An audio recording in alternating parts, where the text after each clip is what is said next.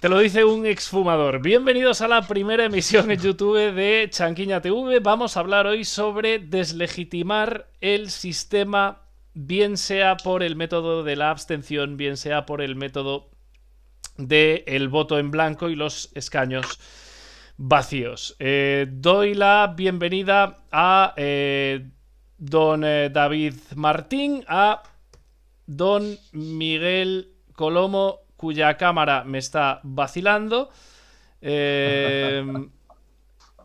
No sé por qué, pero así es. No sé por qué. O sea, se está volviendo loco. Se está volviendo loco. Bueno, da igual. Y saludamos a Jocelyn Manganelli. Mis dos invitados varones. Madre mía. ¿No estás tocando nada en serio, Miguel? Yo no estoy tocando nada. Nada, vas a tener que poner a Jocelyn arriba. Directamente. Ya está, ponla arriba, ella manda hoy. Excelente. Ella manda hoy que para eso es el 8M, efectivamente. Ah, claro, en efecto. Correcto. Y Miguel aquí. A lo mejor es porque están pegadas las pantallas, tal vez. Sí. Vale. Bueno, comienza esta primera emisión. Ya decimos, el leitmotiv es deslegitimar el sistema, en este caso el sistema español, la partitocracia española, el conocido por algunos como régimen del 78, bien sea por el tema de la abstención o por el método del voto y el voto en blanco y el escaño vacío. Todo esto comienza por un hilo que yo hago con respecto a un tweet que escribe Jordi Sabaté, que es un chico que está enfermo de ELA, en el que, muy contrariado, cita un tweet del presidente del gobierno de España, actual presidente del gobierno de España, en el que le decía en 2020: Jordi, entiendo tu preocupación, palabras textuales, Jordi, entiendo tu preocupación, la de personas enfermas de ELA y otras enfermedades poco frecuentes. Me comprometo a seguir trabajando, y aquí está la clave, aquí es la frase que subrayo, me comprometo a seguir trabajando desde el gobierno y desde el Ministerio de Sanidad para mejorar el diagnóstico, el tratamiento y la vida de los enfermos y de sus familias. Debemos escucharos.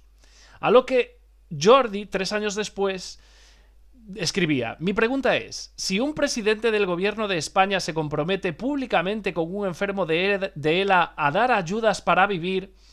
Aquí viene el error de Jordi. Jordi no te ha prometido eso. Te ha prometido que seguiría trabajando. Que es algo que queda muy bien, pero que no se compromete a absolutamente nada.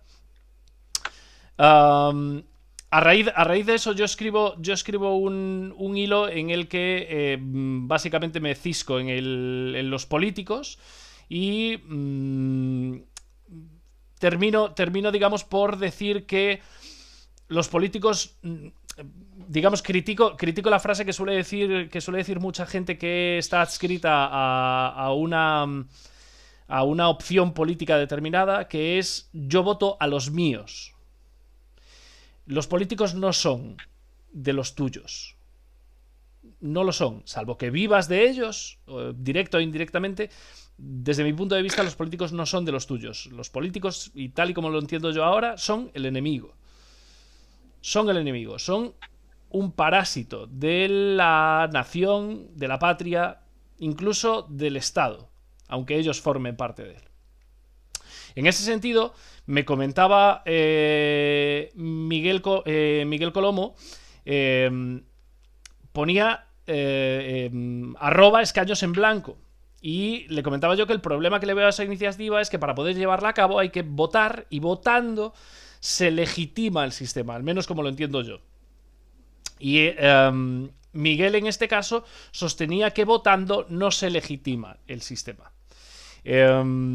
Si os parece, empezamos con Miguel, que es el que tiene la posición, digamos, enfrentada contra nosotros tres, porque independientemente de cómo queramos resolverlo, los tres estamos a favor de la abstención. Y Miguel no. O Miguel no cree, más allá de que no esté a favor de la abstención, es que no cree que sea la mejor vía para deslegitimar el sistema. Eso es. Yo creo, bueno, bienvenido, o sea, gracias por invitarme al canal. Y yo creo que estamos los cuatro de acuerdo en que tenemos un problema con los políticos. Sí. Y la discrepancia está en cómo en España, porque en Venezuela es otro tema totalmente distinto, pero en España hay que ver cuál es el mejor sistema para deslegitimar el sistema y buscar cambios y conseguir cambios, ¿vale? Entonces, tú decías que votando ya se estaba legitimando el sistema. Y yo no estoy de acuerdo con eso. Por defecto hay dos opciones de voto, que son el voto nulo y el voto en blanco, que no legitiman el sistema. O sea, que pueden servir para deslegitimar el sistema. La cuestión en esos dos casos es la intensidad con la que se usa esa opción de voto. Si hubiera un voto nulo de un 50%, se estaría deslegitimando el sistema. Si hubiera un voto en blanco de un 50%, se estaría deslegitimando el sistema. También es cierto que si hubiera una abstención mayor todavía de un 60%, también se deslegitima el sistema. Pero esas dos herramientas de voto no refuerzan el sistema, todo lo contrario. La importancia es en qué medida se utiliza, ¿vale? Y además, luego, el problema de estas dos medidas y también de la abstención es que no tienen ninguna consecuencia. O sea, en realidad, en cantidades más pequeñas no vale para nada y pasa desapercibido en general. Y entonces, a raíz de que esto pasa, el voto nulo, el voto en blanco, incluso la abstención también, es ignorada y no tiene ningún tipo de repercusión, hubo un grupo de gente hace ya más de 10 años que se les ocurrió una idea que es presentarse a las elecciones con un partido, conseguir escaños y dejarlos vacíos. Y ahí sí que tendría repercusión, sí que tendría visibilidad y además desde un porcentaje de apoyo muy bajo, o sea, que sería un 2% del censo, que es en unas elecciones con la participación actual que hay en España, sería de un 3%, que es a partir del porcentaje de voto del que empiezas a conseguir escaños. Entonces, con un 3% de votos ya se dejarían 2 escaños vacíos. Y esos 2 escaños vacíos servirían para que la gente dijera, ¿qué pasa aquí? Porque hay gente que es capaz de presentarse a unas elecciones, que es una tarea muy complicada, y una vez que ha conseguido un escaño, que es una herramienta de poder y es una herramienta de tal, lo rechaza. Y lo rechaza para criticar el sistema, precisamente, ¿vale? Y entonces esos 2 escaños vacíos, en principio con un 3%, y pueden ser más, sirven para presentar una impugnación del sistema, ¿vale? Una impugnación que es visible, ¿vale? Entonces, por eso digo, depende de lo que hagas con el voto y cómo lo hagas, ¿no? Obviamente, si votas a un partido al uso, si votas a un partido que toma posesión del escaño y qué tal, obviamente estás reforzando el sistema. Pero eso no quiere decir que si votas cualquier cosa estés reforzando el sistema, ¿vale? Y dejo ya paso a que alguien más opine. David, si quieres. Pues sí. Vale, vamos a ver. Aquí Miguel y yo vamos a estar de acuerdo en muchas cosas y ya hemos hablado alguna vez, no de palabra, no nos habíamos puesto las caras y yo creo que buscamos los dos realmente deslegitimar el sistema. O sea, casi diría imponer algo nuevo, ¿vale? Y casi lo llamaría imposición, aunque no estemos totalmente de acuerdo en cuál es esa imposición. Pero lo que sí vamos a estar de acuerdo es que lo que hay no funciona y que sí hay una clase política que hace y deshace como quiere y como le da la gana. Entonces, ya para empezar, es un punto de unión clave y básico con el que podemos ir avanzando juntos, aunque sea por caminos separados, pero de alguna forma avanzar. Ahora, dicho eso, para mí, y voy a intentar explicarme, voto blanco, nulo o votar a un partido que deja el escaño en blanco puede tener una utilidad en cuanto a la visibilidad de un descontento social, ¿vale? A modo de queja visible, de forma que inclusive en algún medio de comunicación y de masas eso tenga visibilidad. Eso desde luego es una utilidad que no se puede despreciar. O sea, ese punto sí lo puedo compartir. Pero para mí no se trata de... o eso no consigue deslegitimar el sistema. Porque para decir que se deslegitima el sistema, primero habría que hablar dónde está la legitimidad del sistema. Y bajo mi punto de vista, no es que el sistema sea legítimo. O sea, lo que cabe hablar es que la legitimidad de establecer esas reglas de juego o de imponer esas normas políticas con las que se tiene que regir la sociedad y por ende el Estado, la tiene el conjunto de la sociedad. Entonces yo parto de la base de que la legitimidad no es del sistema, sino de la sociedad. ¿Vale? Cuando parto de esa base, claro, vivimos en una sociedad, tenemos un Estado, en Venezuela habrá uno, en Chile otro, en España tenemos otro, pero de lo que se trata es de cómo imponer esa legitimidad que se tiene per se por ser una sociedad que se entiende es libre, cómo imponerlo en el Estado. Y yo lo que digo es que eso se impone desde fuera. Y ahí podemos estar también más o menos de acuerdo, yo creo.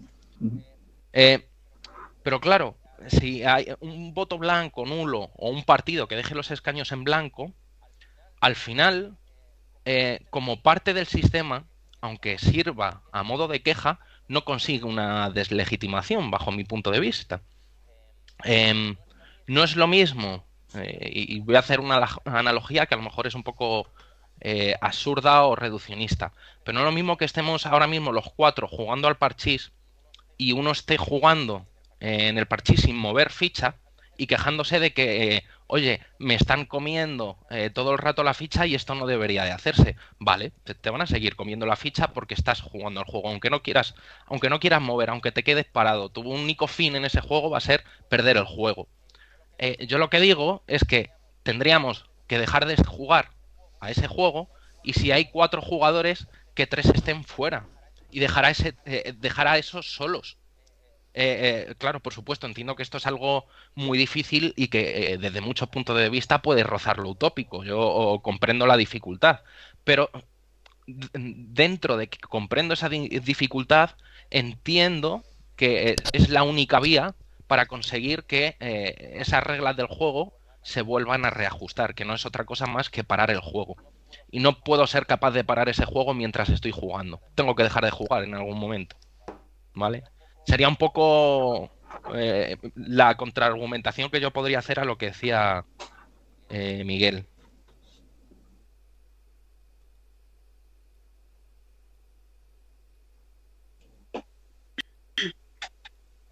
No sé, Jocelyn, tú si tienes alguna Sí, respondo idea, yo. porque me he perdido la parte que hablasteis antes.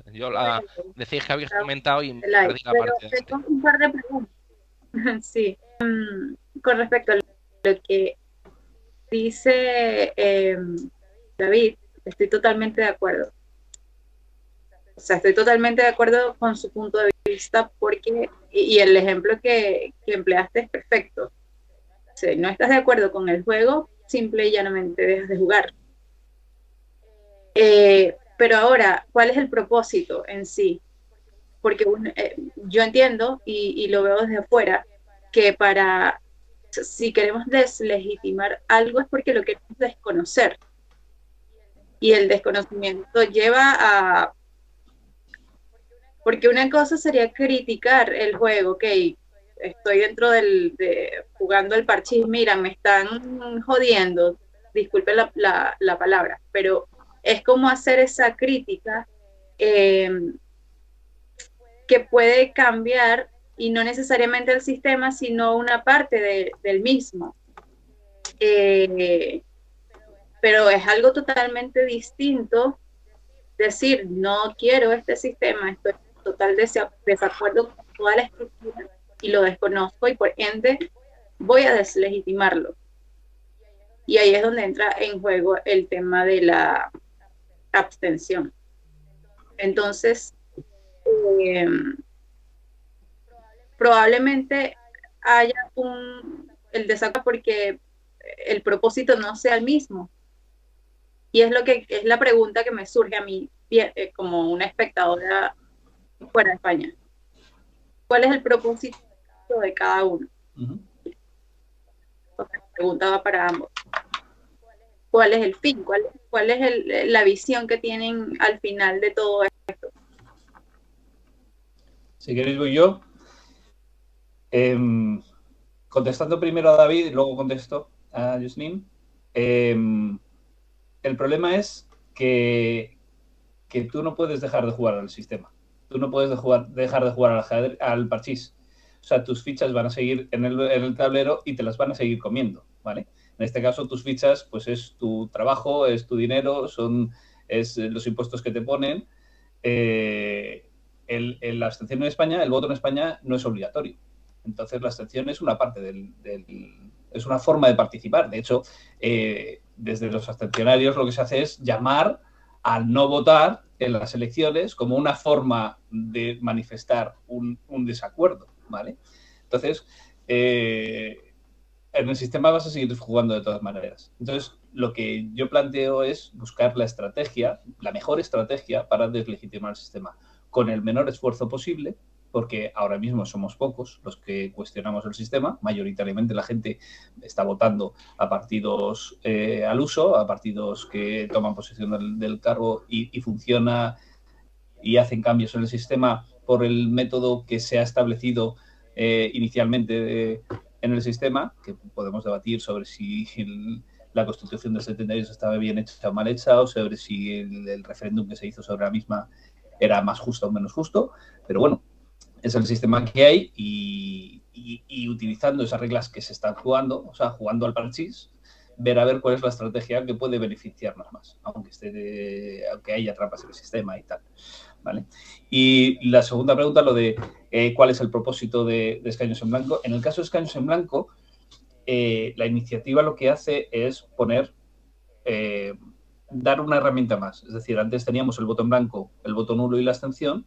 Escaños en blanco pone una herramienta más. Pero es cierto que Escaños en blanco como partido no entra en cuál es el propósito. Sí que da unas líneas generales, sí que habla de mayor participación ciudadana y sí que habla de abrir un debate sobre los déficits de nuestro sistema de representación.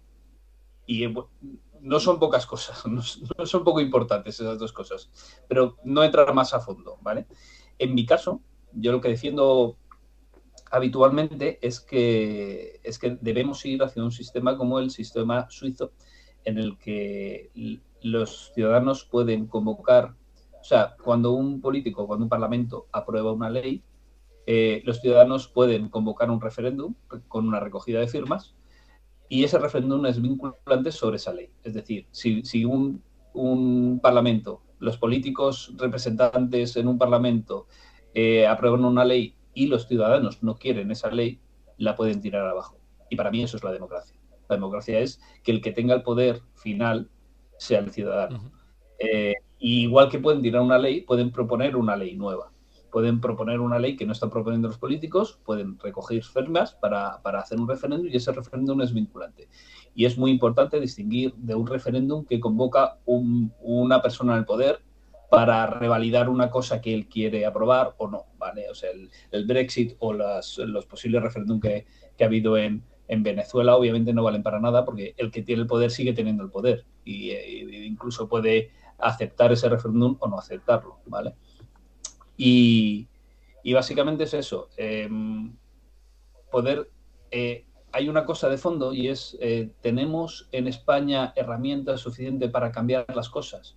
Porque en Venezuela, obviamente, y lo he explicado muy bien antes, Jocelyn, no hay herramientas para cambiar las cosas, ¿vale? Pero yo me pregunto si en España tenemos esas herramientas. En España tenemos unas elecciones cada 4 años, o si se adelantan las elecciones cada menos, y después tenemos elecciones europeas, tenemos elecciones autonómicas.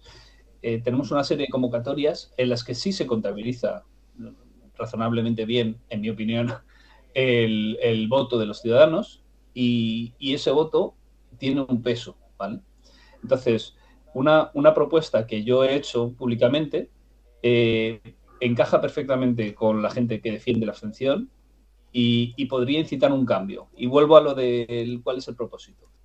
O sea, en España tenemos la particularidad de que tenemos 2 votos, o tenemos en realidad 4 votos, pero bueno, tenemos 2 votos en unas elecciones. Una es al Congreso y 3 son al Senado, ¿vale? El Congreso es donde se toman las decisiones, donde se hacen las leyes y donde se decide prácticamente todo, y el Senado no vale absolutamente para nada. Tiene una serie de funciones de elección de cargos en el Consejo General del Poder Judicial y otra serie de elecciones secundarias que podría perfectamente asumir el Congreso. Pero en cuanto a elaboración de leyes, no vale para nada. Una ley se aprueba en el Congreso, va al Senado, el Senado la tira y esa ley vuelve al Congreso, el Congreso la puede aprobar, con lo cual no vale absolutamente para nada. Entonces, y hay una particularidad más, que es que en el Congreso es donde se contabiliza la participación ciudadana, ¿vale? Entonces, yo propongo una cosa que puede unir fuerzas y que puede ir con un propósito. Y es, en las próximas elecciones de diciembre, vamos a dejar vacío el Senado, con la herramienta que sea, puede ser escaños en blanco, pero podría ser otra.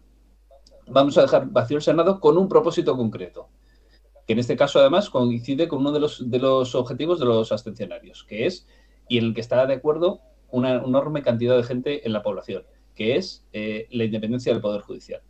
Que los políticos dejen de elegir a los miembros del Consejo General del Poder Judicial, incluso que dejaran de elegir al Constitucional directamente también.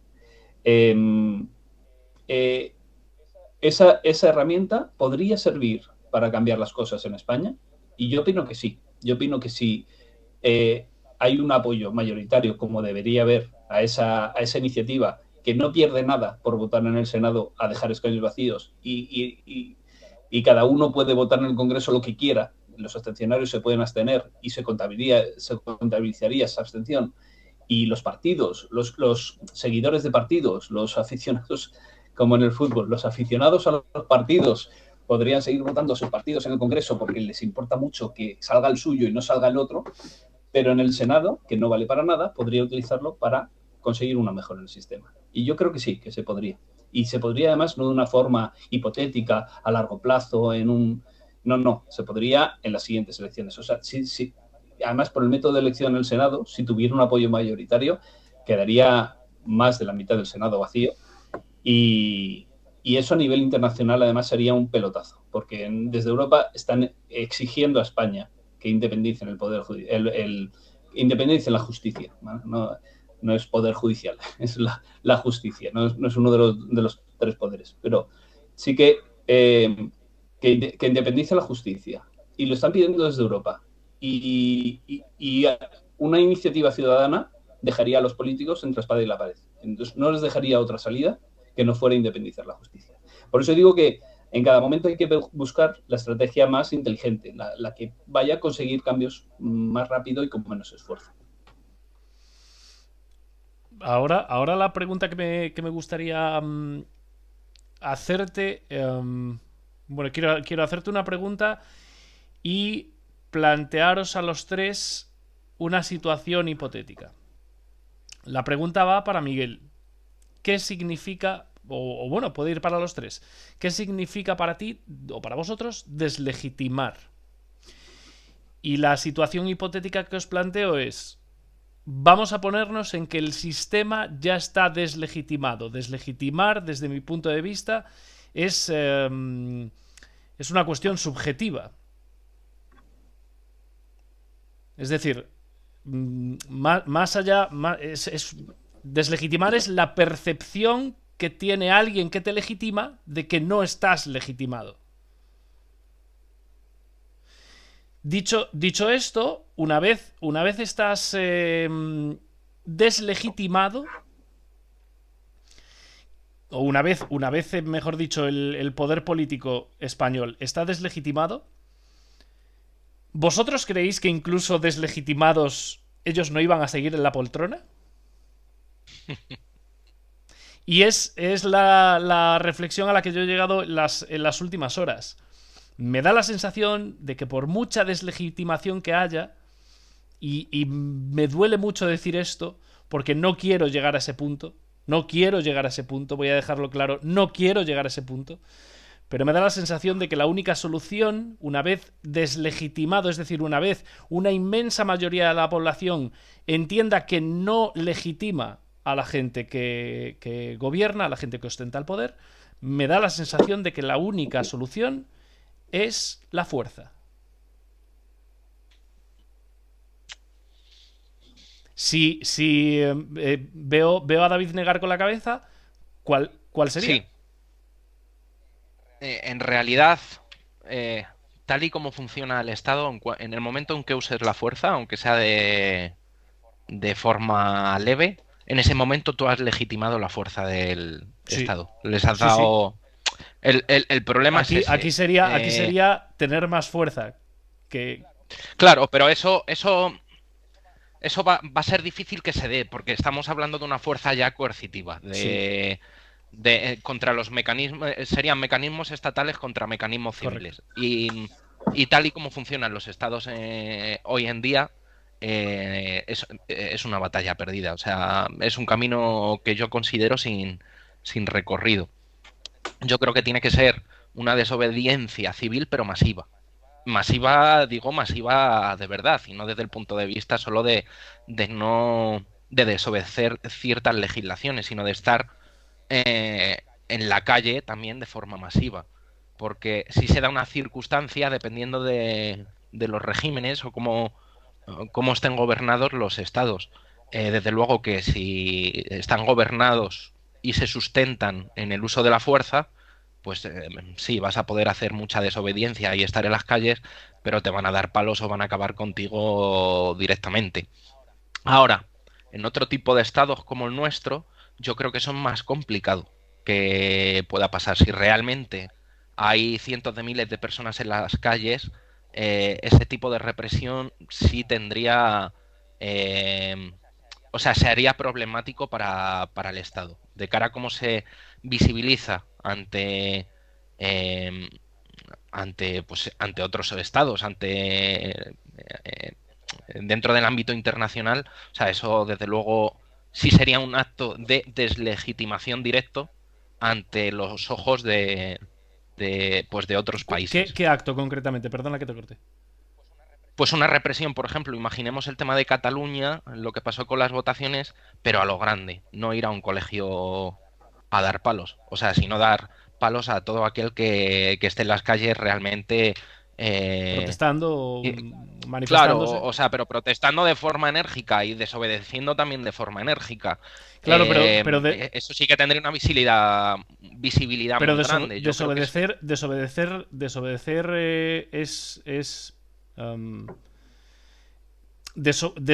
es una forma de fuerza. Es decir, yo no creo que no creo en eso de Gandhi de la ¿cómo le llamaban? Desobediencia pacífica, o algo, sí, no recuerdo exactamente. No, la desobediencia no es pacífica, nunca lo es. Estoy de acuerdo con eso, que la desobediencia no es pacífica, generas un conflicto. Y creo que mediante ese conflicto, que no tenga que ser por el uso de la fuerza física, de la coerción más absoluta, sí puedas forzar a que un Estado caiga, dependiendo también de cómo sea ese Estado. Si hablamos de un Estado autoritario, como digo, que se basa en el uso de la fuerza para sustentarse, pues lo tiene bastante complicado. O sea, cualquier movimiento civil lo va a tener complicado. Sin embargo... Pero no creo que estemos en ese caso en España, ¿eh? No lo creo, aunque me podría sorprender también. O sea, cada día esto apunta peor. Es decir, vamos a lo concreto. Vamos a intentar dibujar un escenario que sea más o menos posible o más o menos real, que no realista. Vamos a ponernos en el caso, vamos a dibujar los dos escenarios. Vamos a dibujar primero el caso de la abstención. Discúlpame, Miguel, pero es porque es el que tengo más trillado dentro de mi cabeza. Vamos a plantearnos el escenario en el que hay igual que en Venezuela, más de un 80% de abstención. Sí me gustaría hablar de eso y además contestando un poco a lo que, por hilar, a lo que comentaba antes Miguel.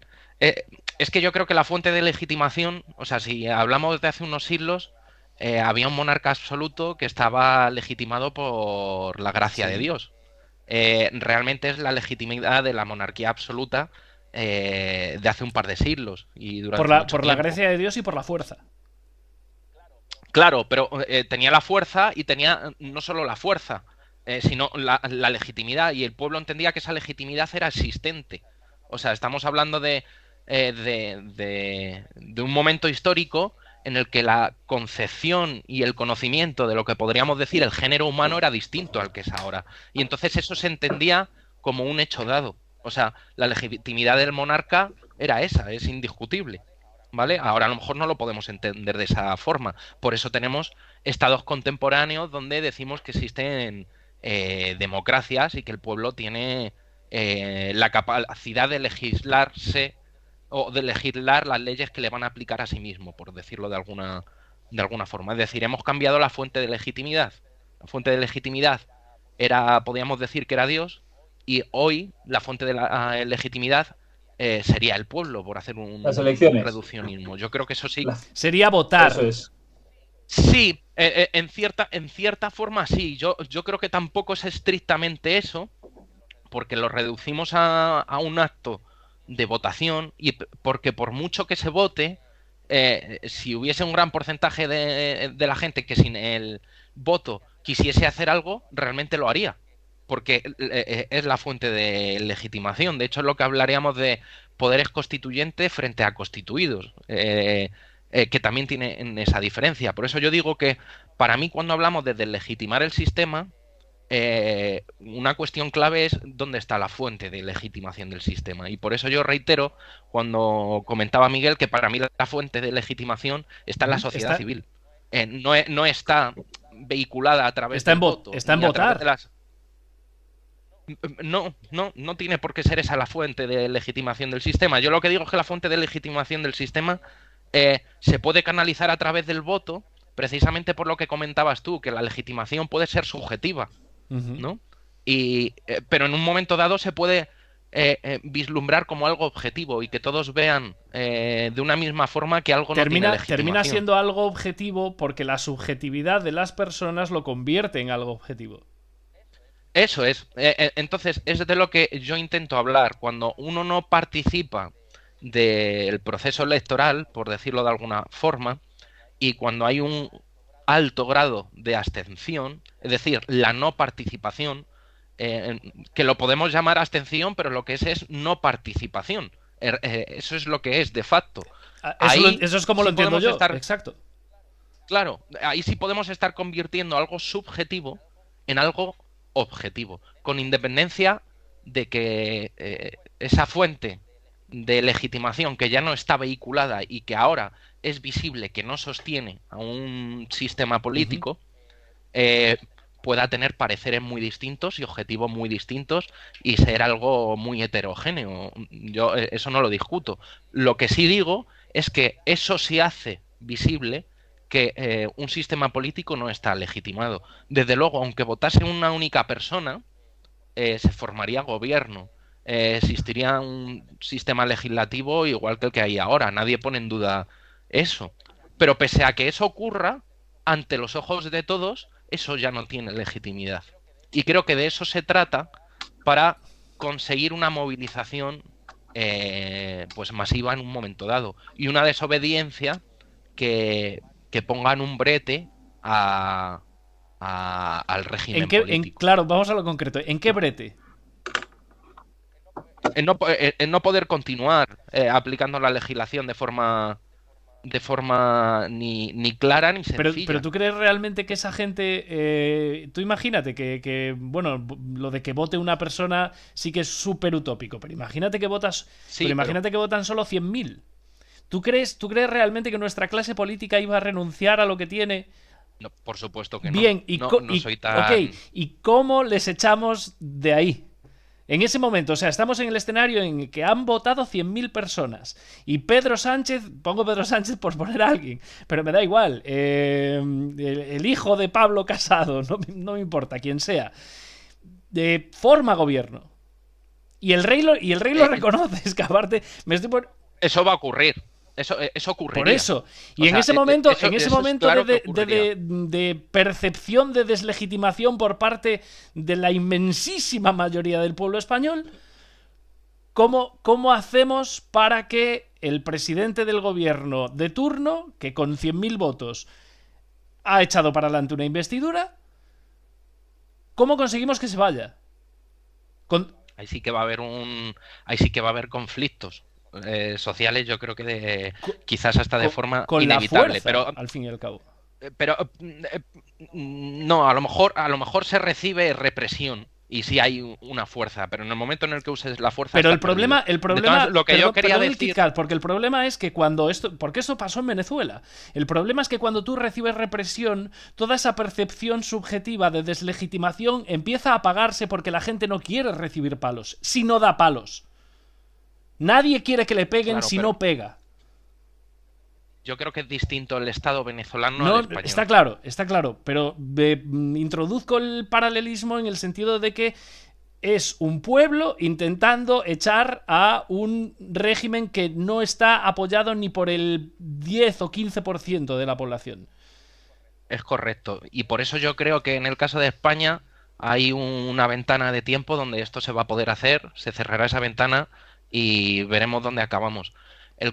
Lo que comentabas, no hace falta que sean 100.000 personas. Yo creo que con que hubiese la mitad más uno que no haya ido a las elecciones, con la mitad más uno del censo, si hay un movimiento de cientos de miles de personas en las calles, ¿eso cómo lo apagas? Porque eso de repente tiene una legitimación desde el ámbito civil. Me pongo en la piel del presidente del gobierno de turno en ese momento, con palos.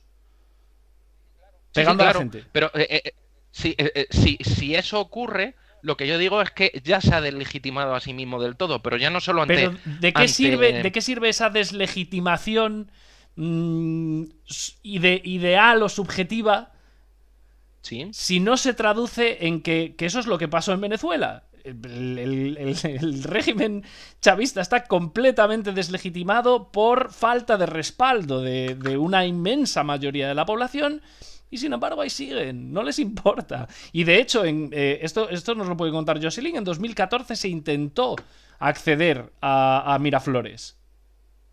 Y se intentó acceder por la fuerza. Y el problema es que ante la falta de fuerza, la gente se fue apagando y la gente fue diciendo: mira, ya que no me vas a matar, por lo menos me quedo cojo. Yo creo que no tengo la bola de cristal. No, ¿vale? ya lo sé, hombre. Pero si eso ocurre en España, yo creo que o el Estado muta con ese uso de la fuerza a un Estado ya autoritario y casi dictatorial, o cae. Pero no va a tener otra opción. En el caso de Venezuela es que parte ya de un Estado con distintas reglas a las que utiliza el español. O sea, creo que en ese sentido no es comparable, pero es cierto que podría mutar a una situación similar y de repente convertirse en un Estado autoritario con todas las de la ley. Eso pues seguramente podría ser una posibilidad, pero también es verdad que si no llegamos a un momento en el que esa posibilidad pueda darse, pues el futuro que nos espera parece que tiene una tendencia que no es buena. A lo mejor llegamos a ese punto, pero pasando más tiempo. No sé si me explico. En vez de traer ese futuro al momento actual, o lo más cercano posible, perdón, y forzarlo, ¿Qué futuro? Parece que no lo vamos a encontrar sin querer al final. Pero ¿qué futuro? ¿A qué te estás refiriendo concretamente?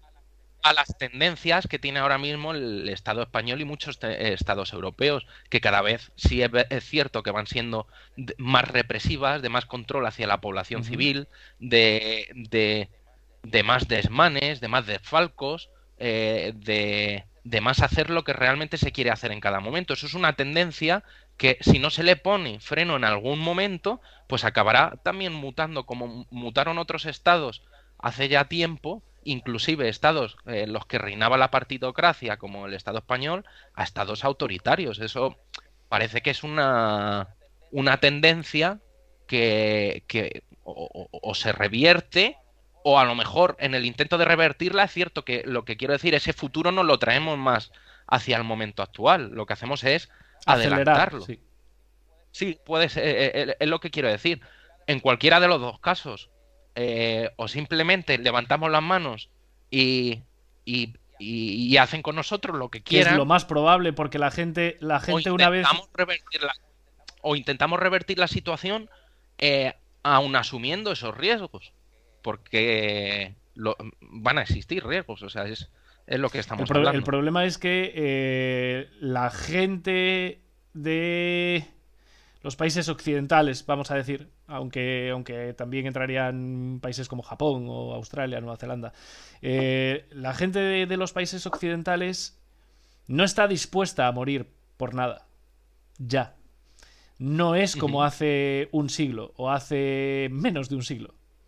La gente no está dispuesta a morir porque vive muy bien. Porque vive mucho tiempo. Y porque si no me matas, no me importa que me dejes cojo. Entonces, pienso que si se acelera todo el proceso, lo que va a tenderse es a que toda esa represión, que todo ese exceso de control que estamos viendo ahora por activa y por pasiva, con numerosas medidas que la gente puede estar de acuerdo o no con esto, pero véase pandemias, crisis económicas, etcétera, solo van a servir para generar más miedo y facilitar el control. Me temo. Ahora por ejemplo, podríamos plantear el caso hipotético, Miguel, de que hemos conseguido que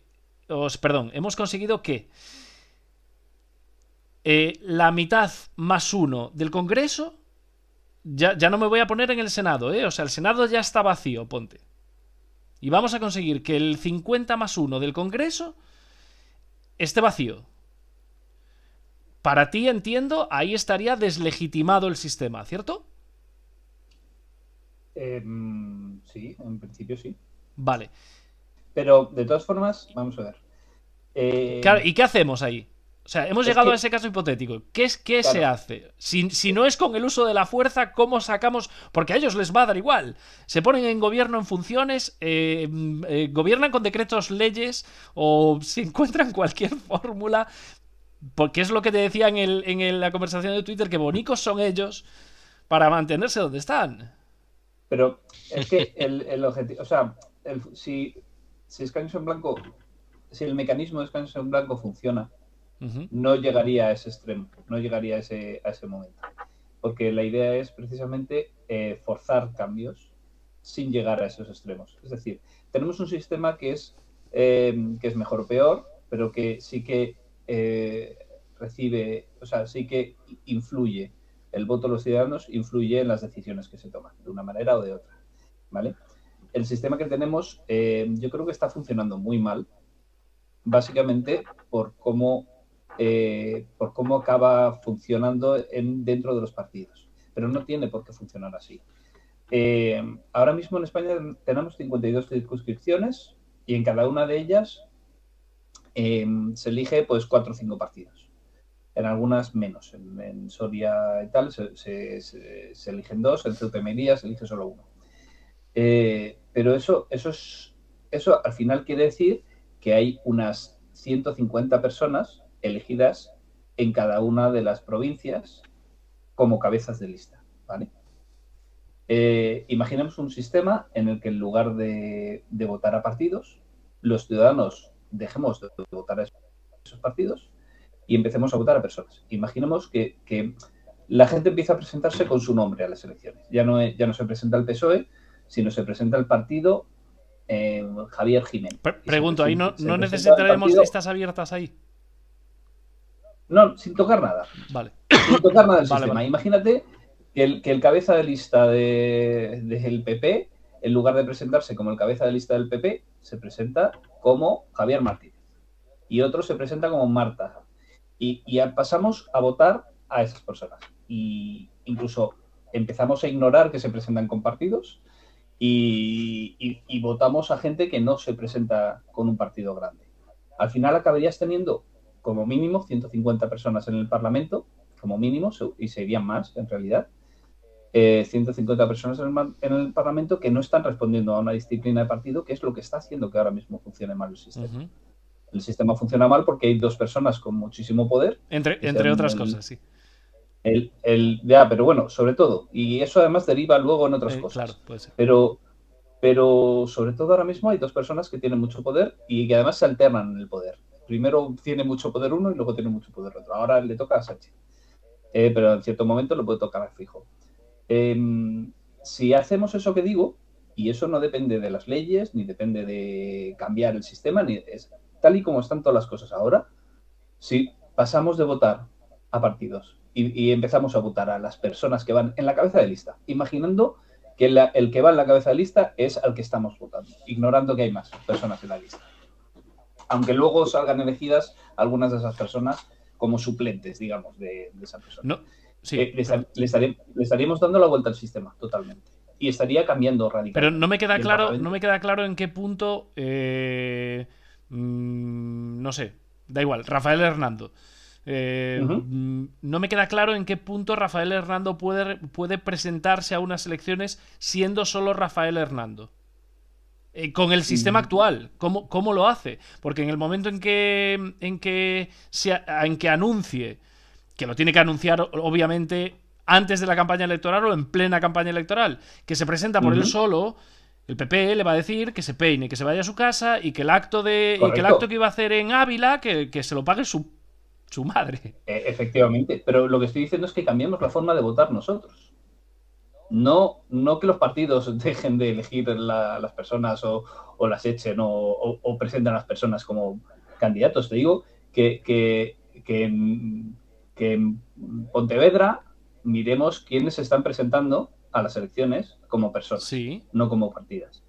No como partidos. Es decir, estas son los cabezas de lista por Pontevedra, por ejemplo. No, imagina que empezamos, que llegamos a un acuerdo todos los ciudadanos y nos ponemos a votar partidos que solo tengan nombres de personas, ¿vale? Entonces Rafael Hernando se sale del PP y se presenta con un partido que se llama Rafael Hernando, ¿vale?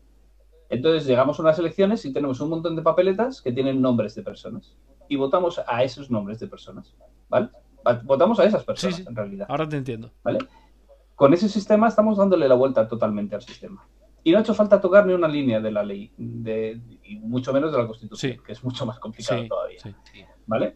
Entonces, escaños en blanco, o el voto en blanco, o el voto nulo, deslegitima hasta cierto punto.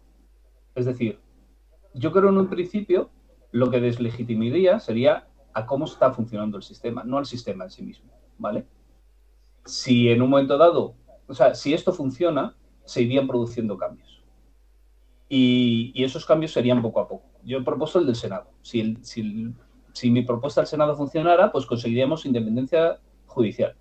Conseguiríamos que los jueces y los abogados y los procuradores fueran los que eligieran al Consejo General del Poder Judicial. Y eso ya sería una cosa absolutamente radical. Sería una demostración de que podemos ejercer la democracia con las reglas que están puestas ahora mismo, aunque no sea con cómo estaban pensadas que es para usarse, ¿vale? Entonces, si esto no funciona así, si esto no...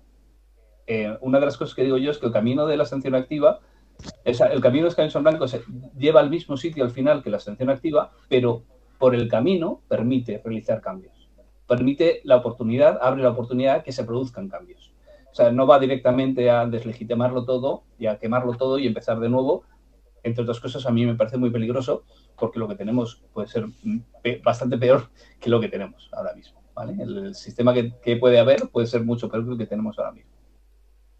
Entonces, escaños en blanco permite forzar cambios pequeños a lo largo del tiempo. Y al final, si esos cambios no se producen, la gente seguiría estando cada vez más enfadada o la gente vería necesidades de cambio, iría cada vez más y llegarías a esa situación en la que hubiera un 50% de más uno de escaños vacíos en el Congreso. ¿Vale? Entonces, con 50 escaños vacíos más uno, empezarías a tener problemas como, por ejemplo, que no hay quórum en el Congreso para tomar decisiones. Para que se realice una votación en el Congreso de los Diputados, tiene que estar la mitad del Congreso presente. Si dejas la mitad del Congreso vacío, de momento ya tienes un problema con el quórum. Que ahí pueden empezar a cambiar leyes para decir, bueno, pues el quórum ya se contabiliza solamente entre las personas que han tomado posesión del cargo o lo que sea. Pues, capaces, ¿eh? Sí, no lo dudaría. Pero ya estás forzando la máquina, ya estás poniéndoles en una situación complicada a los políticos y ya tienen que cambiar cosas que es otra cosa que ahora mismo no tienen que hacer. Y después, estabais planteando antes lo del 80% de abstención, pero hay que ser realista. O sea, la situación ahora mismo es la inversa. Hay un 80% de participación y no hay absolutamente ningún indicio que nos lleve a pensar que eso puede cambiar de ninguna manera. La gente parece estar contenta, la gente vive bien, la gente no quiere problemas y la gente entra a legitimar el sistema. Nos conformamos con poco y cada vez con menos. O a lo mejor no, yo creo que somos una burbujita dentro del mundo y creo que en España se vive bastante mejor que en la mayor parte del mundo. Sí, por supuesto. Entonces, es razonable pensar que no queremos, que la gente no quiera cambiar las cosas radicalmente. Pero yo creo que sí se puede y que es importante que las cosas, o sea, que la gente no se conforme y la gente exige cambios. Entonces, por ejemplo, cosas como lo del Poder Judicial o lo de la independencia judicial, mejor dicho, esas cosas deberían exigirse y deberían exigirse de manera radical, de manera muy fuerte por parte de toda la población. Y yo creo que la población sí que está por la labor de hacerlo, ¿no? Entonces, por eso vuelvo otra vez a lo de la estrategia más inteligente. Hay que ver cómo usar las fuerzas que tenemos en cada momento. Y ahora mismo, desde luego, no hay ningún indicio de que vaya a haber un 80% de abstención, ni un 60%, ni un 50%. Y bueno, en Francia la abstención es mayor. En las legislativas en Francia la abstención es mayor del 50%. En las europeas en España la abstención ha llegado a ser del 55%. Y aquí no se ha deslegitimado nada. Aquí ha seguido funcionando. De hecho, una de las medidas que tomaron fue seguir viajando en primera clase los eurodiputados, justo después de sacar un 55% de abstención, una participación del 45%. Entonces, hay que ser conscientes un poco, no hay que hacer el cuento de la lanchera, no hay que decir qué pasará cuando primero conseguimos 80% de abstención. Es que eso ya es un salto de fe increíblemente... Con un 51 a mí me valdría. Yo aquí comentabas alguna cosa, por ejemplo, cuando decías que en Francia ha habido una abstención en las legislativas por encima del 50%. La abstención en España en realidad no sería sobre las legislativas, sería sobre lo que serían también las presidenciales y sobre lo que sería la judicatura. O sea, tiene un poco más de fuerza si lo miramos desde ese punto de vista.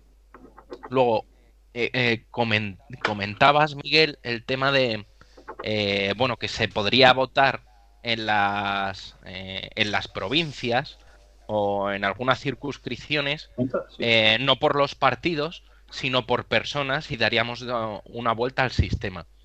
Y si eso sucediese, estoy de acuerdo en que se conseguirían cambios importantes y a lo mejor no darle la vuelta de todo al sistema, pero sí tener unos cambios con los que realmente sí tendríamos un sistema distinto. Pero claro, eso requiere un conocimiento muy profundo de qué es lo que se hace, y no solo ese conocimiento, sino que estás jugando a la vez con unos partidos políticos que tienen su financiación y sus instituciones acaparadas y su burocracia, por lo que eso sí es la lucha de David contra Goliat.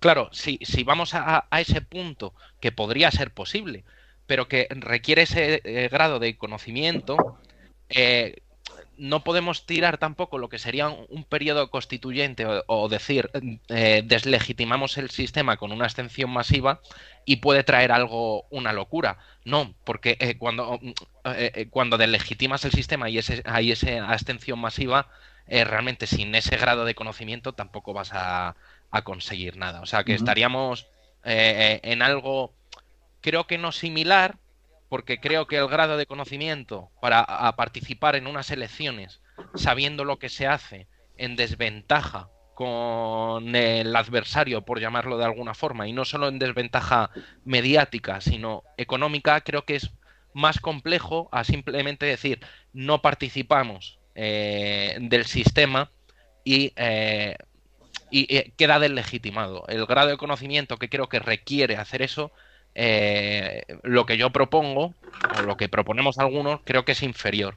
Pero sí un grado de conocimiento que te llegue, que te pueda llevar a algún buen puerto. Desde luego que deslegitimar el sistema de esa forma, sin saber a dónde quieres llegar, es peligroso, como tú decías. O sea que también hay que tener ojo con lo que se hace. Y en España es cierto que se vive muy bien, o yo creo que es claro, yo no soy una persona viajada, ¿no? Por lo que hablo con otras personas de mi entorno. Que sí, que es un país donde se está quizás por encima de la media, o sea, tenemos sol, tenemos playa, tenemos buena comida. Lo que se dice calidad de vida. Sí, eso sí lo tenemos, pero claro, decimos, se vive bien, ¿comparado con quién?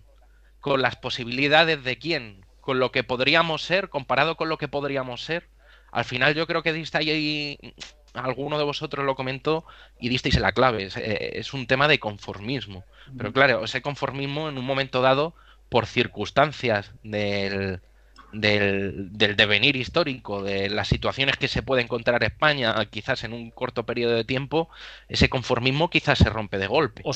Y si no tenemos esos grados de conocimiento de los que estamos hablando, si tenemos el sistema político que tenemos, con la tendencia que está llevando, pues es cuando pueden venir los salvapatrias, que el Estado mute en cosas peores de las que tenemos, porque de hecho puede hacerlo perfectamente en cualquier momento, tiene todos los mecanismos para hacerlo, y los españoles no tenemos los mecanismos para impedirlo. Lo que quiero decir, ante esa situación, la intención de impedir algo que no nos gustase sería la misma que con un conocimiento básico nos permitiría ahora coger y poner en un brete al Estado.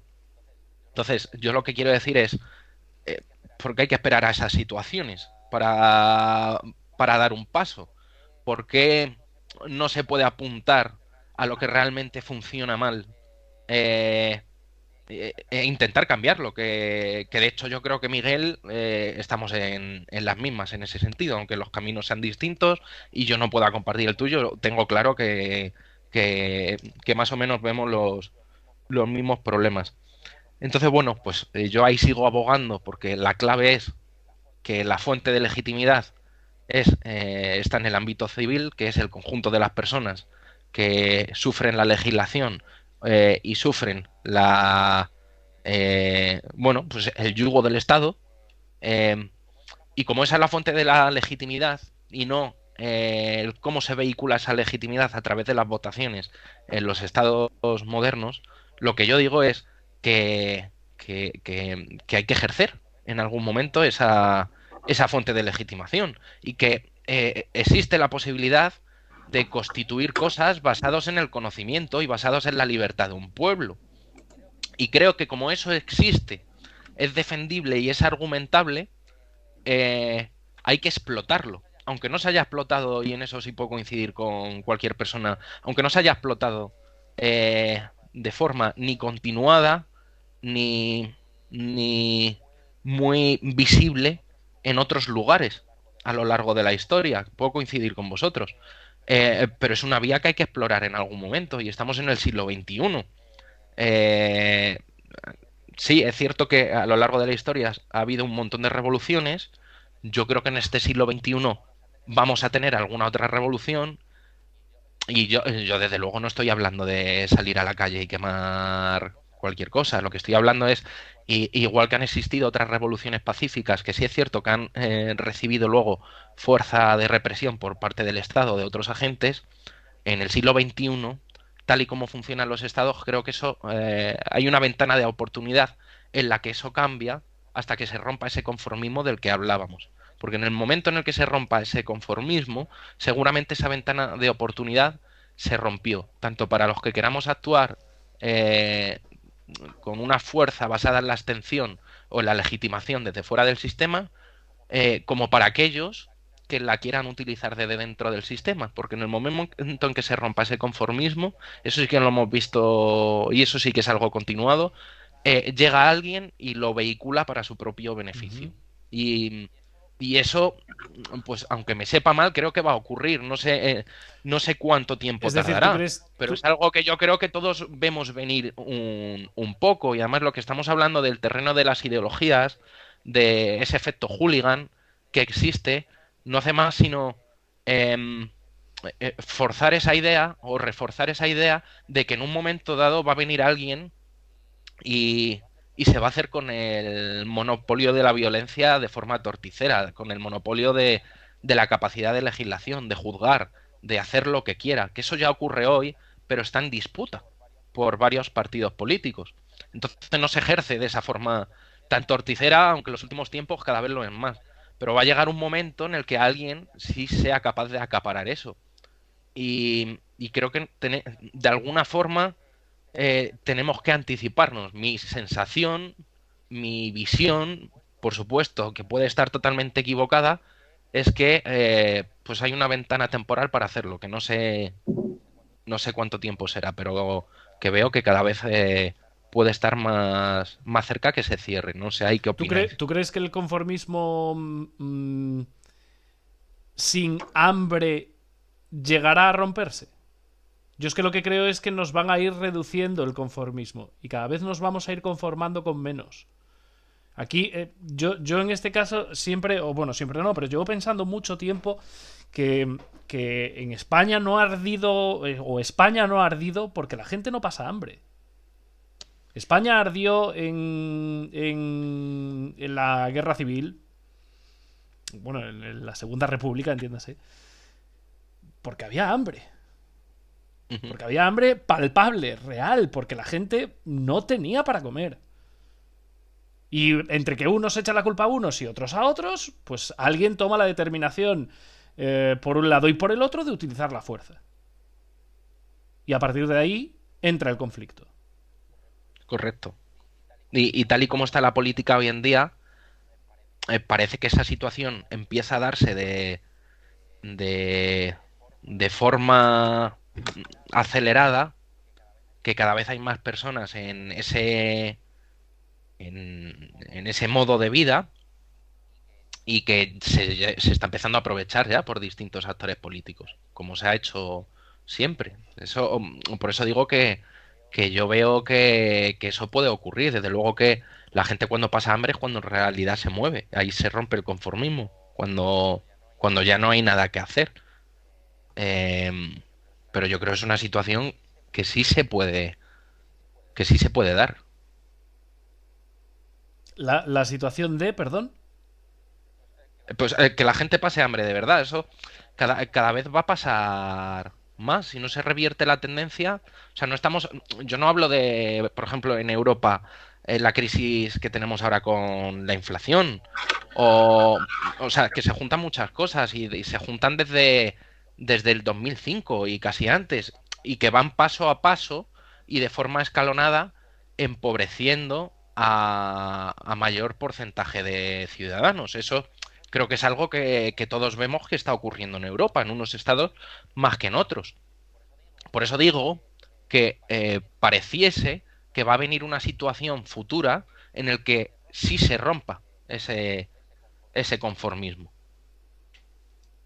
O sea, sí que tienes fe en que... No tengo fe, me gustaría que no ocurriese, pero todo apunta a que, no es que apunte a que vaya a haber un momento como si fuese un sistema binario en el que un día no se ha roto el conformismo y al día siguiente sí. Lo que digo es que es un proceso en el que parece que eso está ocurriendo. Y parece que no está de acuerdo Miguel.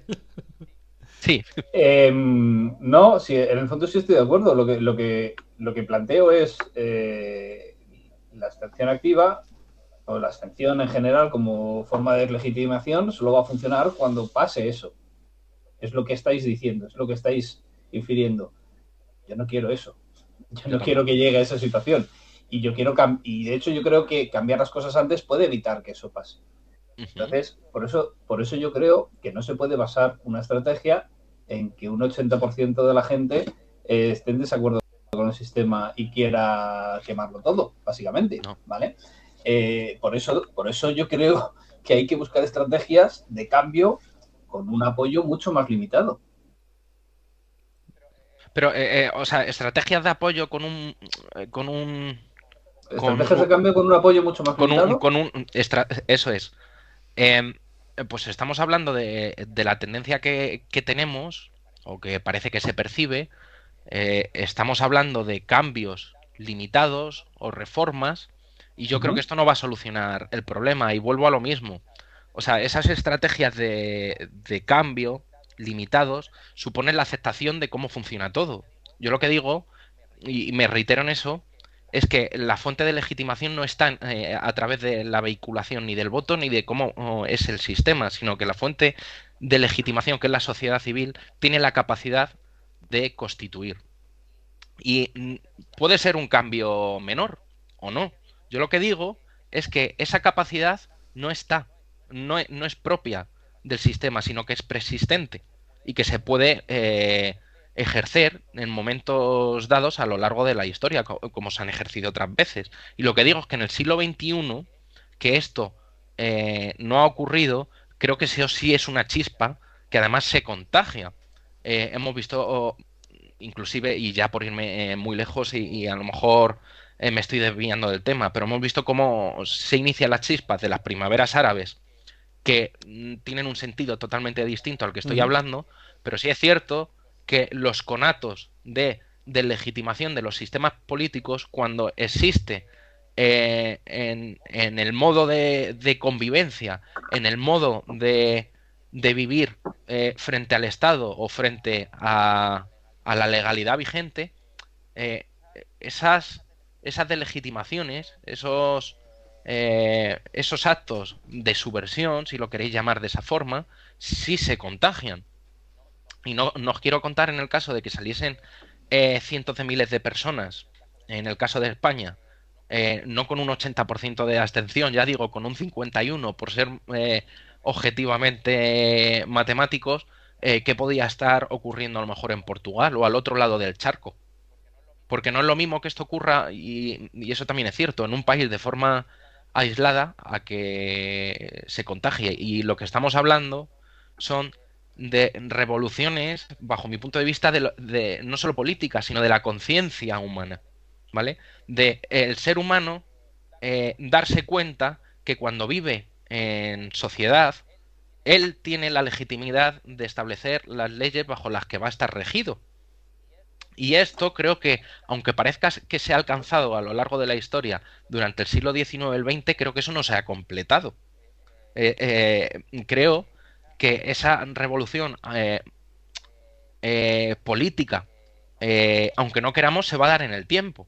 Y si no es en España, se va a dar en otro lugar, porque es una evolución de la conciencia del género humano, como ocurrió en Grecia, cuando en un momento dado los ciudadanos son conscientes de que pueden tomar parte en las decisiones del Estado, y supone un antes y un después para lo que es la conciencia del género humano, la conciencia política, la conciencia referida a los valores de libertad y igualdad, si queréis.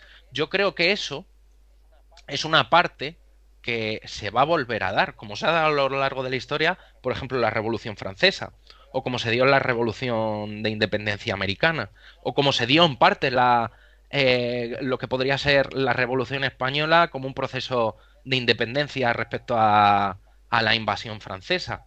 O sea, son momentos que no cambian solo al país específico, sino que se contagian, porque suponen un cambio de percepción o del status quo de la ciudadanía o de las personas respecto al modo de convivencia y al modo en el que pueden estar subyugadas por una persona, por tres o por el propio Estado.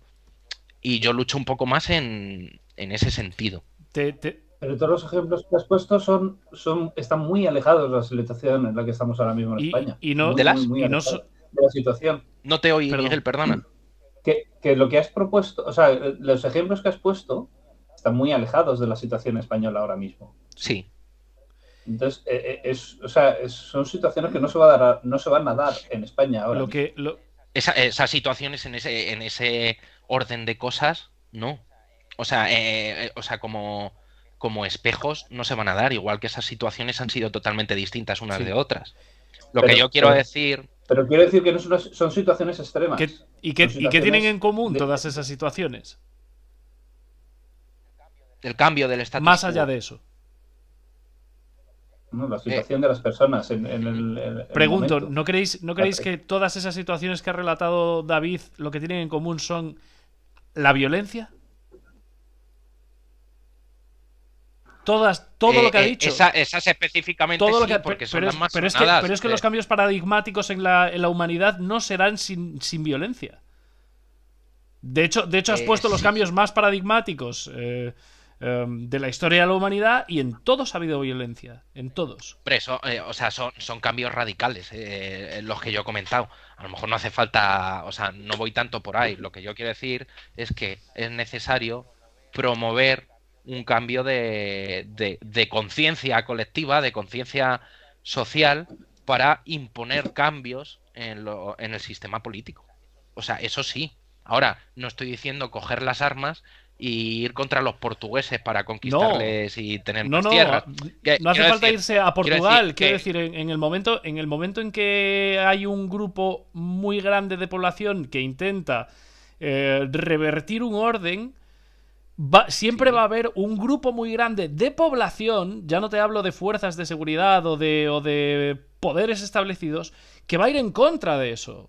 Por alienación, por lo que sea. Eso es cierto. Entonces, sigo y me llevo todo el rato, mientras os escuchaba, dibujando escenarios hipotéticos, y en ninguno, no soy capaz de imaginarme en ninguno que no haya hostias, con perdón de la expresión. No me gusta, yo no quiero hostias, si yo soy un cagueta, o sea que no, entendedme, pero no veo posibilidad de cambio a los niveles en los que estamos hablando si no hay violencia. Recepción de hostias, al menos, ¿no? Pero es que la recepción de hostias también es violencia. No por la recepción, sino, o sea, no por la acción de las hostias, sino también por la recepción. Porque la recepción de hostias implica que yo me estoy enfrentando al poder. Que no me defienda es mi problema. Correcto. Hay dos cosas. Yo creo que hoy en día, o sea, no estamos hablando de la Revolución Francesa. Hoy en día, ni de la independencia americana. En una situación de fuerza gana el Estado siempre, ¿vale?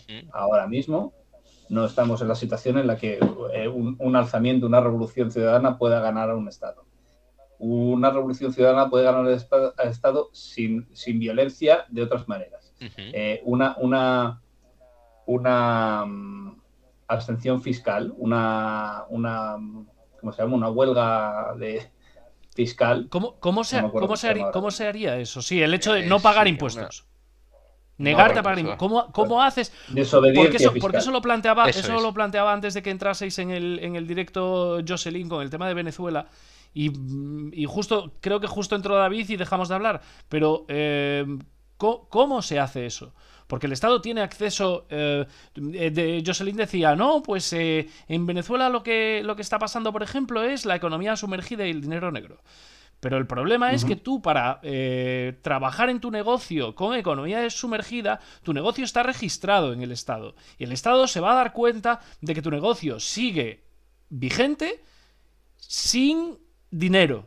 Y entonces el Estado va a decir, perdona, llama a tu puerta y dice, mira, ¿cómo es posible que sigas comprando cosas y que sigas viviendo si tu negocio no da dinero? Sí, pero eso no lo pueden hacer con toda la población en un momento dado. O sea, esa estrategia funciona cuando hay una sincronía en el uso de ella. Y de todas formas sería una herramienta, sería una forma de actuación que no sería inocua para la gente tampoco, ¿vale? Ujú. Si tú quitas el dinero al Estado y el Estado se cae, va a haber gente que va a sufrir de todas maneras, aunque no haya violencia, ¿vale? No es menos, es más posible hoy en día, pero sigue sin ser una cosa deseable. Pero yo creo que sí que te he puesto un ejemplo en el que se pueden cambiar las cosas sin necesidad de violencia. Y es llevando a los políticos a una situación insostenible para ellos. Y que es la propuesta que yo estoy haciendo para el Senado, que además es totalmente compatible con cualquier otra decisión en el Congreso. Si esa movilización es mayoritaria, y yo creo que puede serlo con las herramientas que hoy en día, y no que puede serlo en 4 años, que puede serlo en diciembre de este año, dejas a todo el sistema político, a todo el sistema de partidos, en una situación que no es sostenible para ellos, ¿vale? Un Senado medio vacío, exigiendo una cosa que además se está exigiendo a España desde fuera, desde la Unión Europea, no tiene otra salida que no sea cambiarlo, ¿vale? Entonces, eso sería una herramienta que haría que automáticamente se cambiara el sistema de elección del Consejo General del Poder Judicial y que consiguiera una independencia mayor para los jueces. Te quiero pedir, Miguel, por favor, perdón por cortarte de nuevo, que no os expliques otra vez, o al menos a mí, vale. Desde cero la propuesta del Senado, por favor, porque quiero entenderla bien. Lo siento, si te resulta pesado. Lo siento a la audiencia si resulta pesado, pero quiero entenderlo. Si no lo has entendido tú, yo creo que es importante repetirlo. Ahora mismo tenemos una situación cuando hay unas elecciones, siempre pensamos que tenemos un voto, pero no es verdad. Tenemos un voto en el Congreso y tenemos 3 votos en el Senado, ¿vale? Y yo creo que eso lo estamos desperdiciando votación tras votación, porque nos da una oportunidad de jugar con nuestros votos. Estoy de acuerdo. Entonces, de esos 2 votos, el único que vale es el del Congreso. El voto del Senado no vale para nada, sirve para reforzar nada más a los partidos, ¿vale? Eso por un lado. Y por otro lado, yo creo que hay una conciencia en España común a toda la gente de que los partidos tienen demasiada mano en los jueces, sobre los jueces, ¿vale?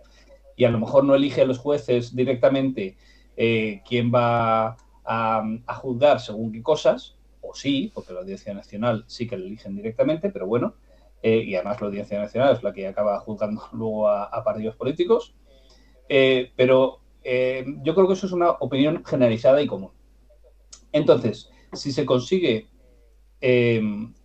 movilizar a la gente y se consigue una unión entre mucha gente distinta, esto es importante, y se consigue sobre todo que personas relevantes del mundo de la judicatura, que en este caso no podrían ser jueces, porque los jueces no pueden involucrarse con partidos políticos ni iniciativas políticas, pero sí del mundo de la judicatura, se unieran a una movilización, a una acción en las urnas, que fuera hacer una iniciativa, que fuera dejar escaños vacíos en el Senado para reclamar la independencia del Poder Judicial, la independencia judicial, la separación absoluta de la justicia de los partidos políticos, incluso con sus presupuestos, incluso con su policía judicial, ¿vale? O sea, que hubiera independencia absoluta. La lista de los Reyes Magos, ¿vale? Todo lo que quieras para una justicia que funcionara bien. Y consiguieras ese apoyo de la gente y explicáramos a la gente que el voto del Senado no vale para eso, incluso le puedes decir a la gente, mira, tienes 3 votos, piensa cómo los usas, y a lo mejor puedes usar 2 para una cosa y una para otra, ¿vale? Se podría conseguir directamente ya en diciembre dejar medio Senado vacío, ¿vale? Y cuando digo medio Senado vacío, es medio Senado vacío, porque el método de elección del Senado además es, cada persona tiene 3 votos y puede usarlos como quiera. Entonces, y luego se han elegido 4 senadores. Eso en cada una de las 52 en las provincias, y luego en función de cómo van las islas y cómo van en Ceuta y Melilla, uno cada uno y tal. Pero vamos, en general, se elige a 4 y cada uno vota a 3, ¿vale? Entonces eso hace que en general el funcionamiento del Senado es que el partido que sale con mayoría en el Congreso tiene en cada provincia, o sea, en la provincia tiene 3 candidatos en el Senado, y el segundo partido más votado en el Congreso tiene 1. Porque si todo el mundo usa sus 3 votos para votar al mismo partido político que vota en el Congreso, en el Senado, pues lo que pasa es que los 3 candidatos del mismo partido son los más votados, ¿vale?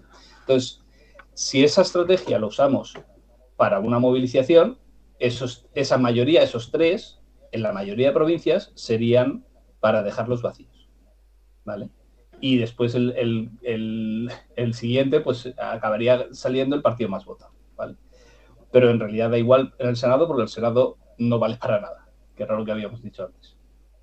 Entonces, en esa situación en la que el Senado se queda medio vacío y que Europa está pidiendo a España que se mueva en la dirección de independencia judicial, los políticos estarían en una situación en la que no podrían no hacer nada, no podrían no cambiar las cosas, ¿vale? Porque esa situación se repetiría en las siguientes elecciones. Entonces no puedes tener una Cámara medio vacío por mucho que no valga para nada, porque te está deslegitimando de manera flagrante, ¿vale? Entonces la propuesta sería esa. Y bueno, yo ya he estado hablando con gente, ya he estado hablando con gente relevante del mundo judicial, y la acogida es buena. Hay acogidas entusiastas, y hay acogidas que simplemente dicen, me gusta, es una buena iniciativa, no sé si es posible, no sé si tenemos la fuerza para hacerlo, pero si sale adelante sí que la apoyaríamos. Y yo creo que es una iniciativa en la que se puede apuntar todo el mundo. Todo el mundo es, incluso los que votan los partidos políticos. Lo que pienso, si lo he entendido, es que no sé... El sistema en ese punto no queda deslegitimado, queda más bien desarmado. Sí, puedes decirlo así, sí. Pero en cualquier caso lo que estás haciendo es poner en una situación a los políticos en la que no tienen mucha capacidad de maniobra. Cuando es una petición tan clara y tan concreta, no pueden hacer otra cosa que no sea responder. Vamos a ponernos en el caso hipotético. Lo logramos. Se logra. Uh-huh. Uh-huh. ¿Cuáles son los pasos físicamente descritos? Es decir, lunes postelectoral. Uh-huh. El país titula: el Senado se queda vacío a la mitad. El Senado se queda vacío a la mitad por reclamación, o sea, como reclamación de independencia. Pero ¿cómo se sabe que toda la gente que ha votado para que sea en blanco, de la misma manera, cómo se sabe que alguien se abstiene porque está en contra del sistema? Sí, ¿Cómo se sabe? En este caso, porque habría una movilización ciudadana previa a eso, y porque la iniciativa que se presente al Senado para dejar los escaños vacíos lo diga, ¿vale? Y lo refuerce. O sea, entonces queda evidente, o sea, si eso se consigue porque ha habido esa reclamación. No se trata entonces de dejar, o sea, de votar a un partido que se llame escaños en blanco, sino de no introducir las papeletas del Senado. No. Tiene que ser a través de un partido. Sí. Puede ser escaños en blanco, puede ser otro, okay. ¿Vale? Puede ser una coalición, incluso puede ser una agrupación ciudadana, puede ser una agrupación electoral, okay. ¿Vale? El problema de una agrupación electoral es que tiene que recoger 450.000 firmas en 2 semanas. ¡Ostras! Y eso es más complicado, ¿vale? Sí. Un partido político necesita recoger 45.000 firmas para Qué presentarse bien en España. montado lo tienen. Está genial. Correcto. Qué bien montado lo Esto tienen. además se cambió en 2011. Y hubo gente que protestó, pero muy poquita, y con la boca cerrada, con la boca pequeña. Pero esto se cambió en 2011. Hasta 2011 cualquiera se podía presentar en unas elecciones, pero en 2011 lo cambiaron para que hubiera que recoger firmas. En el caso de la agrupación electoral, yo creo que siempre ha habido que recoger firmas, pero no tantas. Yo aquí sí quería comentar, bueno, yo Sí. alguna vez seguramente te habré escrito por Twitter o alguna circunstancia similar en la que yo te decía que yo esto como herramienta de marketing, yo esto sí lo compro solo en el Senado, porque además sí es verdad que la votación que se hace es distinta. Ahí tienes un poco, hay un grado de maniobra, ahí es cierto.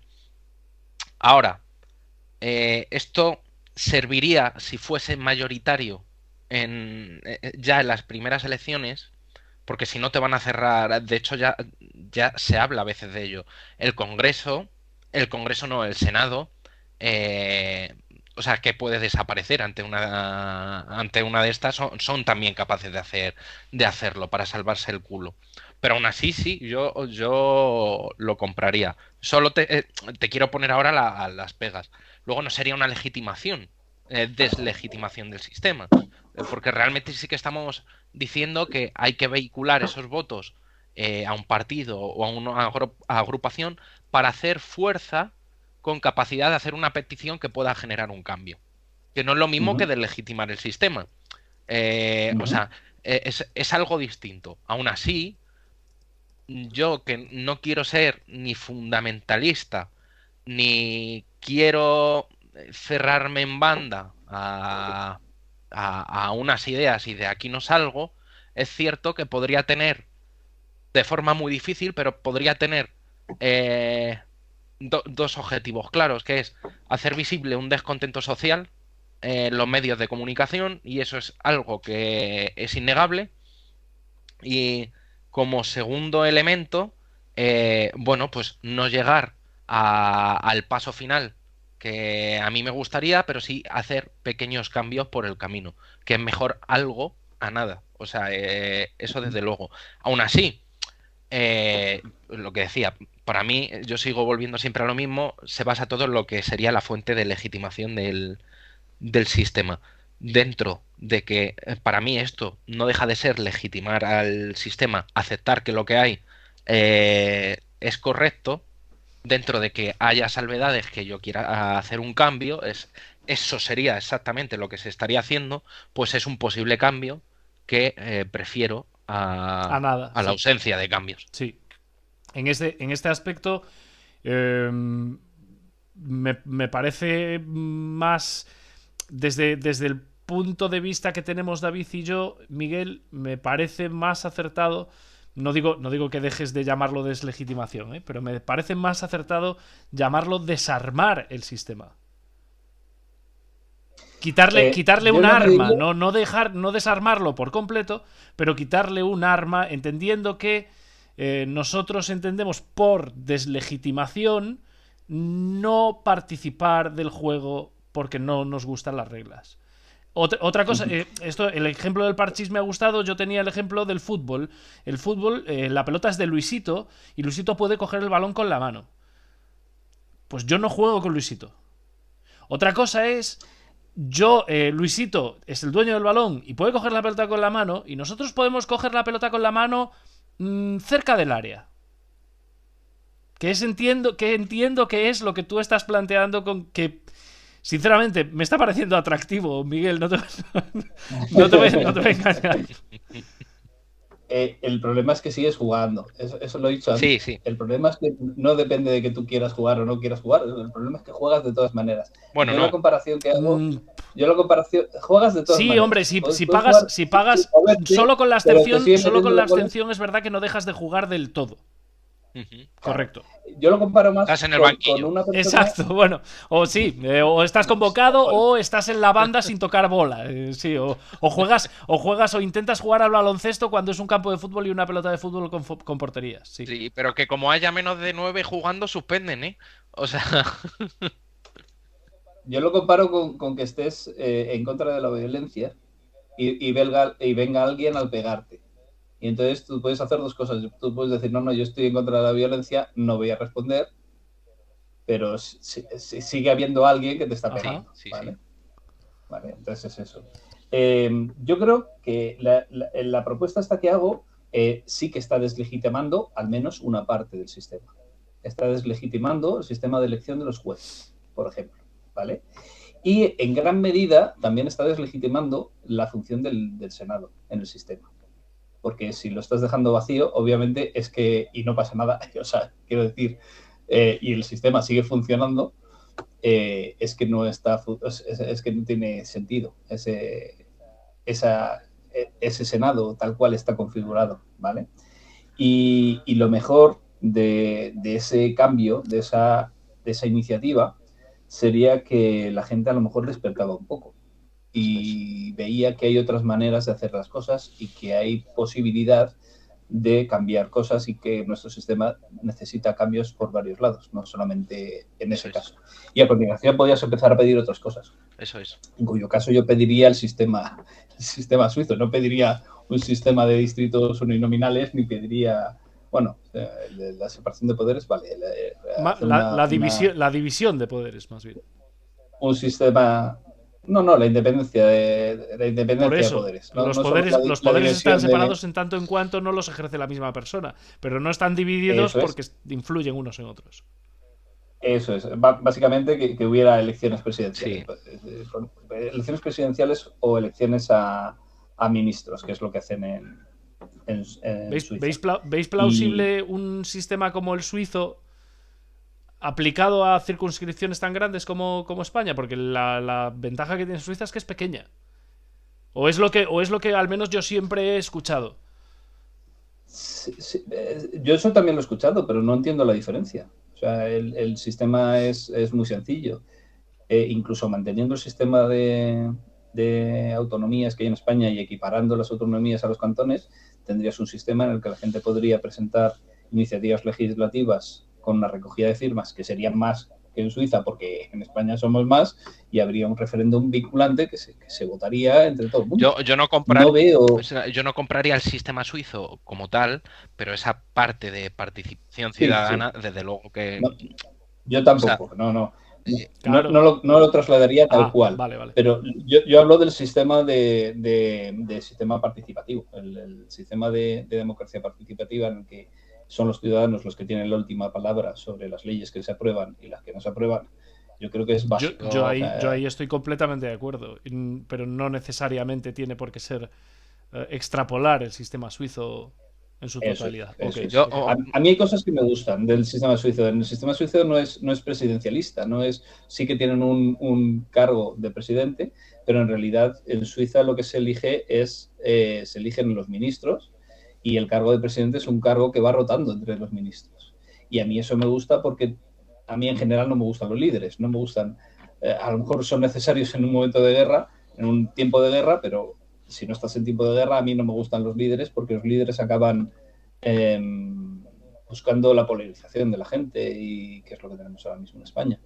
Y ese sistema se carga en cierto modo los partidos y también la figura de los líderes. A mí el tema de referéndum yo siempre lo veo en cierta forma peligrosos, a modo de plebiscitos, es cierto, pero tampoco tiene que dar miedo en ese aspecto. A mí me parece mucho más eficiente lo que sería la democracia representativa, me parece más funcional, pero sí que yo introduciría mecanismos, aunque sea a modo de veto, de participación ciudadana, de democracia directa.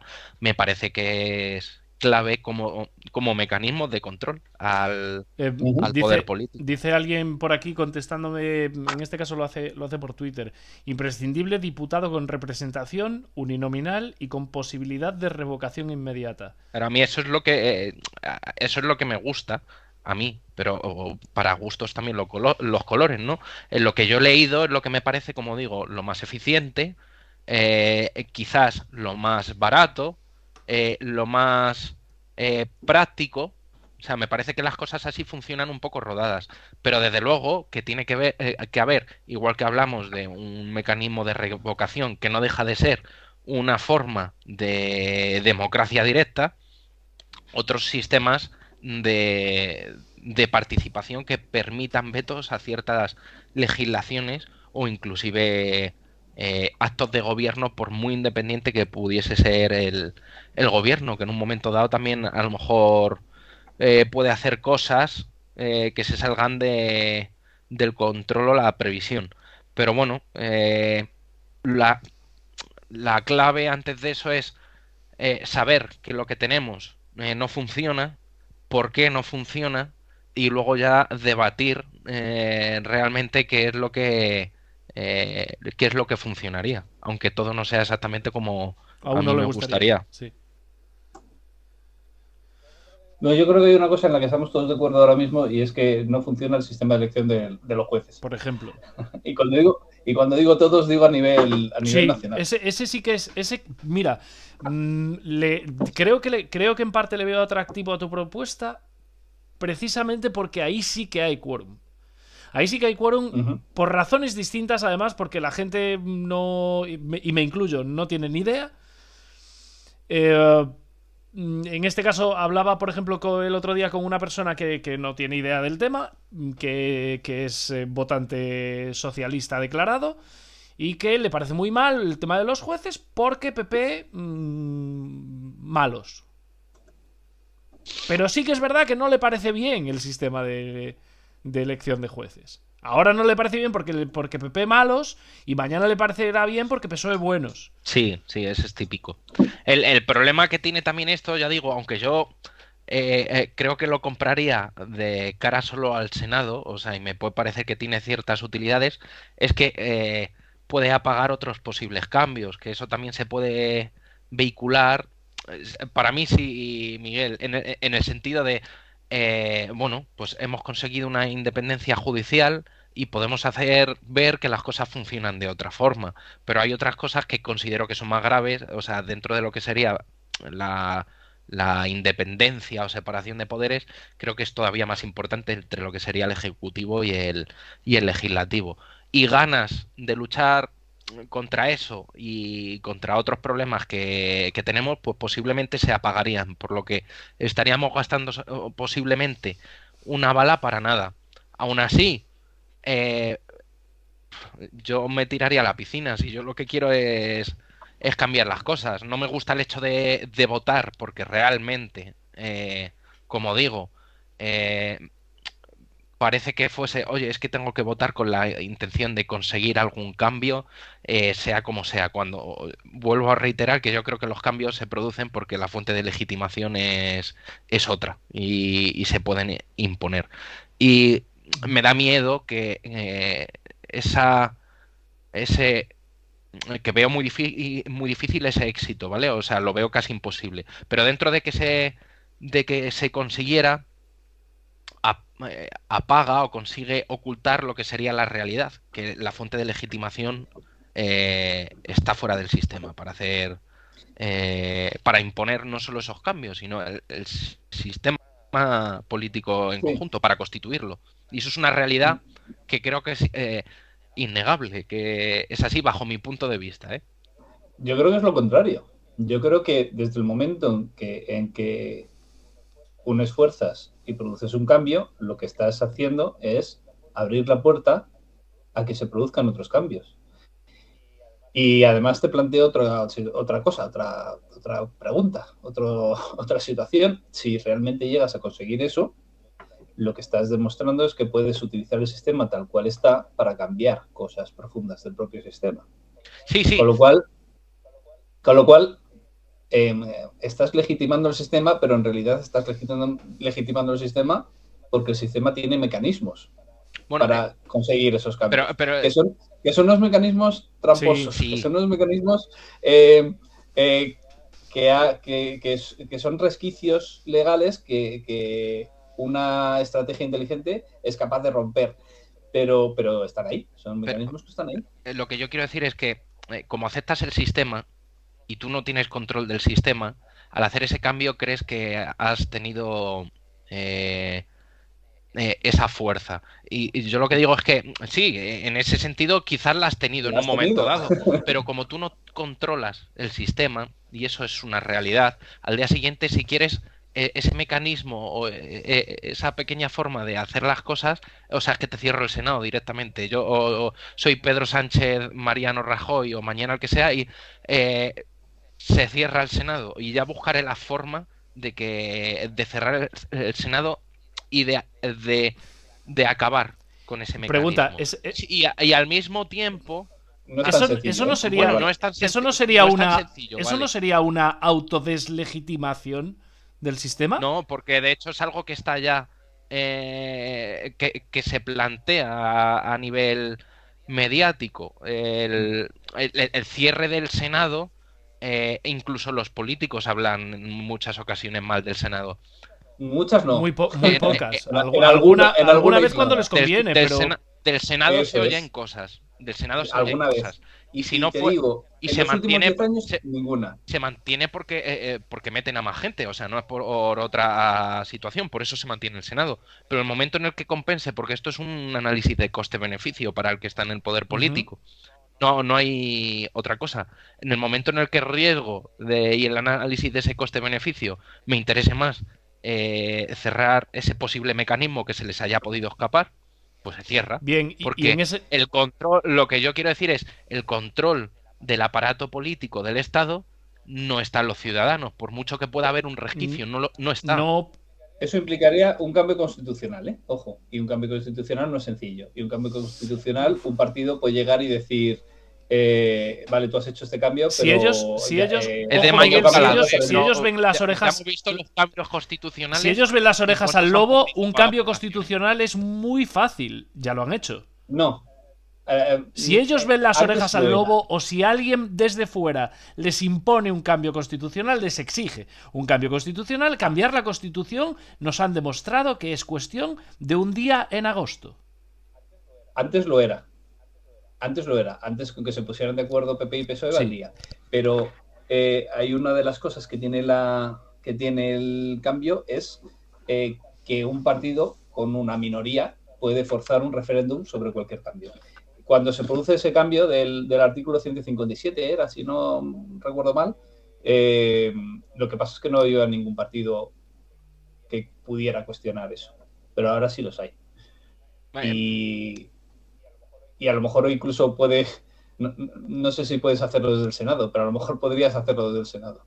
Entonces, ya es más complicado de hacer. Pero vamos, aún así, estás visibilizando una reacción del gobierno a un poder de la ciudadanía. ¿Vale? O sea, estás visibilizando muchas cosas. O sea, sería un éxito abrumador, lo miraras por donde lo miraras. O sea, a nivel de publicidad o de mostrar ese descontento, sí lo tiene. Tiene, ya digo, yo le encuentro otras pegas, otros posibles riesgos que irían en contra de o que pudiesen suponer piedras en el camino a los cambios que yo sí querría, pero bueno, a nivel de visibilidad, desde luego que sería innegable. De todas maneras... Ojo que yo ni siquiera lo llamaría descontento, porque, o sea, no es un descontento, es un deseo de cambio. Sí. Y además, más que un deseo, es una petición. Ciego. Que, por eso digo que es difícil, porque cuando decimos de forzar es complicado porque no deja de ser una petición o reclamación. No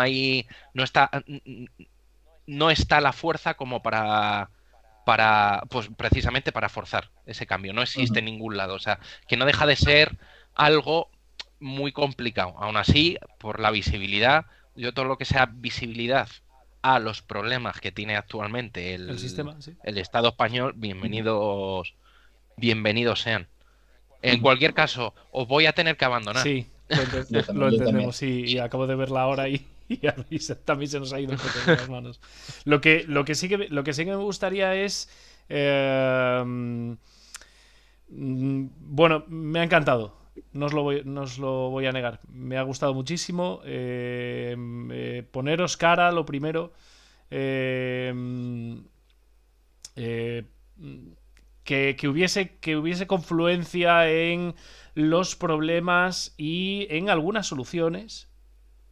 No a lo mejor en la forma, pero sí en el fondo de la solución. Es decir, creo que así conseguiría algo que es importante, como ha reconocido David, por ejemplo, con el tema del Senado. Y me encantaría en algún momento que podáis, en un futuro próximo, no tiene por qué ser inmediato, lógicamente, volver a reunirnos y bueno, y en este caso intentaré traer a más gente al canal para primero para seguir debatiendo sobre el tema, porque con otro tipo de opiniones en este caso voy a intentar traer a algún jurista. Con otro tipo de opiniones se podrían llegar a otras soluciones, o incluso a reforzar la posición, en este caso de Miguel, que me está costando reconocerlo, pero me parece más plausible que la nuestra. Yo no la veo más plausible, o sea, pero sí es verdad que aunque no llegue a buen puerto, pues da una visibilidad. No, ya digo, no mucho más, tampoco digo que sea fácil lo que plantea Miguel. No, claro, no, para nada fácil lo que digo yo, decimos mucho, no es fácil para nada. Pero mi intención, o lo que yo creo que es clave, es deslegitimar el sistema, ¿vale? Esto, yo no lo veo una delegitimación del sistema, pero sí un acto aprovechable para darle visibilidad a algunas de las cosas que a mí me gustarían. O sea, en ese sentido, pues lo veo como una utilidad aprovechable. En fin, debes de estar muy satisfecho, Miguel. Me alegro. Me alegro. Pero en el Congreso no votéis. No, allá cada uno lo que quiera. Cada uno lo que quiera. Exacto, sí, eso. Hombre. Pero también te entiendo lo que quieres decir pero en el Congreso no. Pero lo mejor es que a mí lo que más me divierte de esta idea es que la abstención se da con los datos del Congreso. Sí, es correcto. Es decir, la participación se mida en el Congreso, se dice ha votado tanta gente y no ha votado tanta gente. Y eso se da con los datos del Congreso. Sí. El Senado tiene también su propia participación, pero nadie habla de esa participación, ¿vale? La participación oficial es la del Congreso. Con lo cual es una propuesta que es perfectamente compatible con la deslegitimación a través de la abstención en el Congreso. Yo gracias a la propuesta de Miguel, y ojo, a la propuesta de Miguel, en esta conversación, en la de Twitter no la veía. Sin embargo, al escucharte sí que creo que no deslegitimas el sistema, pero es posible que hayas encontrado un talón de Aquiles del sistema para debilitarlo. Para debilitarlo, sí, por un lado, y conseguir solucionar o intentar solucionar o afrontar un problema de una forma bastante realista. Uno de los problemas que tiene el sistema, que en este caso es la elección de los jueces. Claro. Sí, yo creo que... el tema es, igual que a mí me gustaría que mucha gente fuese el día de elecciones y rompiese el voto delante de la urna, ¿no? A mí es algo porque me parece que eso da visibilidad, no por otra cosa. ¿Qué ocurre? Que si yo puedo coger y hacer las dos cosas, pues además una de esas cosas a que quiero darle visibilidad, es cierto que la puedo combinar con los actos que han hecho otras personas. O sea, es decir, al final sí tiene una utilidad añadida y que no es local dentro del colegio electoral en el que yo me encuentre. no es romper el voto para el Senado, pero sí que se da la circunstancia de que va a dar una visibilidad y que posiblemente tenga la potencia de llegar a ser mediática, y eso es que no es despreciable, joder. La verdad es la verdad. Pero por lo que abogas tú ahora que acabas de decir es romper el voto del Congreso y meterle del Senado. No, yo por eso digo que no se vote, que cada cual haga lo que quiera, que es lo que digo siempre, que cada cual haga... Pero sería una opción que contentaría nuestras ansias de abstención y las ansias de, por llamarlo ansia, o los deseos de abstención y los deseos de Miguel de vaciar el Senado. Voy al colegio. Yo entiendo que no es incompatible. Voy al colegio, rompo el voto del Congreso, meto el voto del Senado vacío. O sea, votando, digamos, a un partido que vaya a vaciar el Senado. Ahí hay una ventaja, además, en el Senado, y es que puede servir para los abstencionarios, y es que en el Senado no se vota a partidos, a listas de partidos. En el Senado se vota a personas. Correcto. Entonces, eso a la hora de romper el voto en las urnas, si es lo que quieres hacer en el Congreso, puedes llegar y decir, mira, el voto del Congreso lo rompo porque no voy a votar a una lista del partido que no he hecho yo, y sin embargo al Senado voy a votar porque puedo elegir las personas a las que quiero votar. Y entonces estás reclamando en esa acción que se vote a personas también en el Congreso.